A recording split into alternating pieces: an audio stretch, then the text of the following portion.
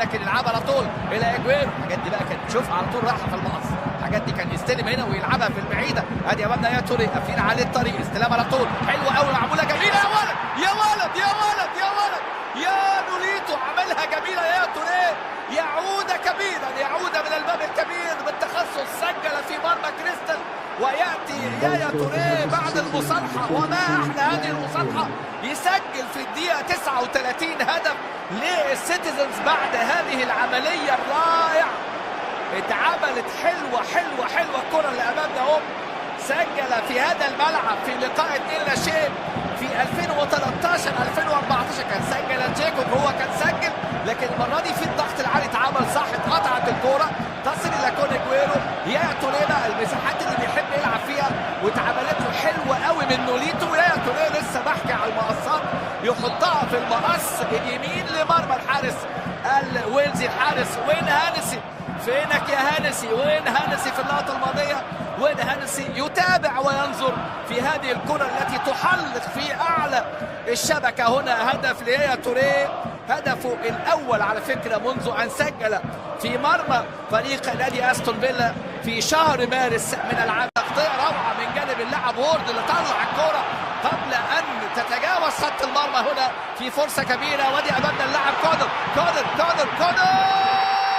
بالتخصص.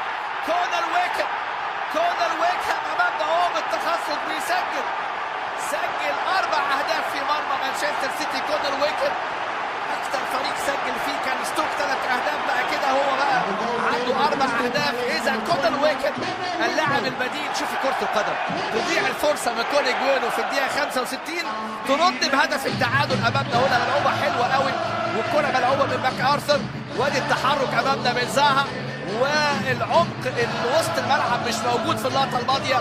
وادي زاباليتا بيواصل تواضع مستواه الكبير، لان كونر ويكهام يسجل هدف في هذه اللحظات، هدف التعادل بعدما راوغ وسدد وحاول على الكره كلاوديو برافو، لكن الكره تعرف طريق الشباك. سجل في مرمى بيرلي، وامامنا هنا هذه جماهير سيتيزنز، جماهير بتشجع بتساند هنا في ملعب كريستال بالاس في لندن. وادي الكره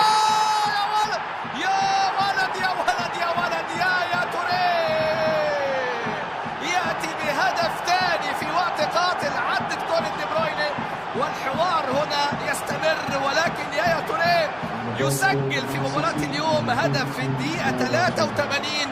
هدف يعني الكثير، لان بيعطي التقدم والتفوق في هذه اللحظات. ادي احد جماهير السيتيزن يقفزوا الى ارض الملعب. يا توري يعود من الباب الكبير، اعتذار مقبول لجوارديولا لهذا اللاعب طوي الصفحه، لياتي الركيزه هنا بهدف ثاني في هذه الليله. ادي الكره بتعدي من سيلفا، ويا توري يفعلها للمره الثانيه في هذه الليله، ويسجل بخطأ قاتل في الرقابه والدفاع، وايضا من هنسي. عدت الكره من سيلفا الركنيه بتاعه النجم دي بروين، وتابعها يا توري ليكون الهدف الثاني في هذه الليله، هدف ال3 نقاط. هل يفعلها في هذه اللحظات نادي مانشستر سيتي وسط تشجيع